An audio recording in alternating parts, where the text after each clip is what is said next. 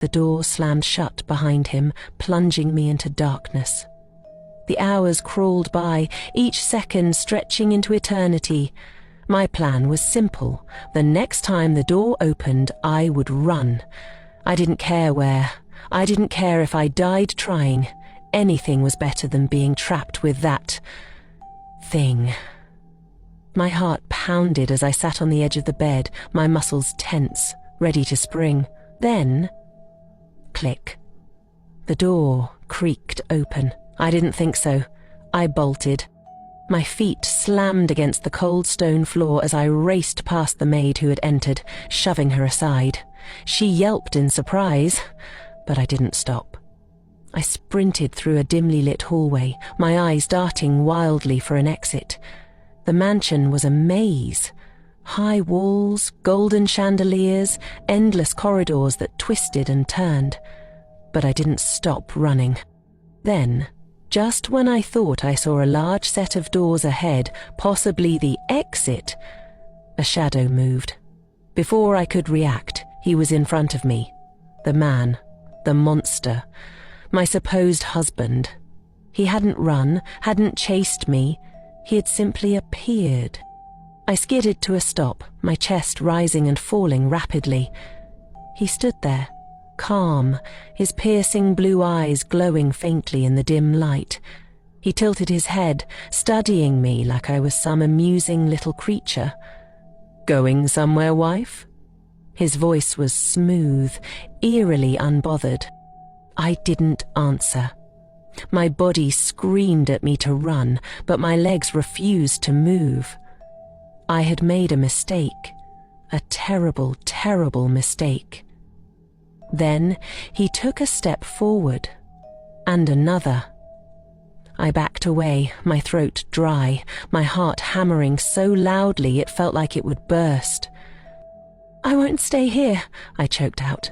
"I'd rather die." His expression didn't change. If anything, the corners of his lips twitched upward, like he was entertained. "Is that so?" In a blur, he moved. Too fast. Impossible. Before I could even blink, he was behind me. A cold hand gripped my wrist, and a chilling whisper brushed against my ear. "Then let me show you what happens when you disobey me." The darkness didn't last long. I felt my body being dragged. Not by hands, but by something else. A force. A presence.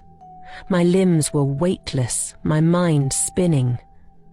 When I finally crashed onto a hard surface, my lungs gasped for air, my body shivering from the cold. I blinked rapidly, trying to adjust to my surroundings. I was no longer in the grand mansion. I was somewhere else, somewhere worse. The air was thick, humid, and filled with the sound of distant howls.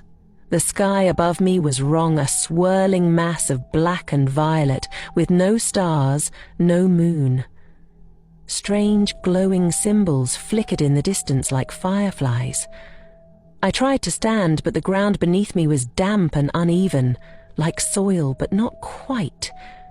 It pulsed beneath my fingers, as if alive. A deep growl rumbled behind me. My breath hitched. Slowly I turned my head. There he was. But he was no longer a man. He stood on 4 legs now, his massive white fur shimmering under the eerie sky. His blue eyes glowed with something ancient, something wrong. He wasn't just a dog. He was a beast, far larger than any animal I had ever seen. And when he spoke, his voice was distorted, layered, as if many voices spoke through him at once. "You think you can run from me?" I trembled, my heart slamming against my ribs. His form flickered. 1 second he was the beast, towering over me, sharp teeth glinting. The next, he was a man again, crouching in front of me, his elegant black suit perfectly in place, as if nothing had changed. Except his eyes. They remained inhuman. "You belong to me, Amelia." His voice was softer now, but no less terrifying. "I will teach you that." Tears pricked my eyes. "Please," I whispered. "Please let me go." His lips curled upward in something that wasn't quite a smile. "I am letting you go." Before I could react, the ground beneath me split open. A terrible force pulled me down, swallowing me whole as the beast watched, its glowing eyes never blinking. And then I woke up.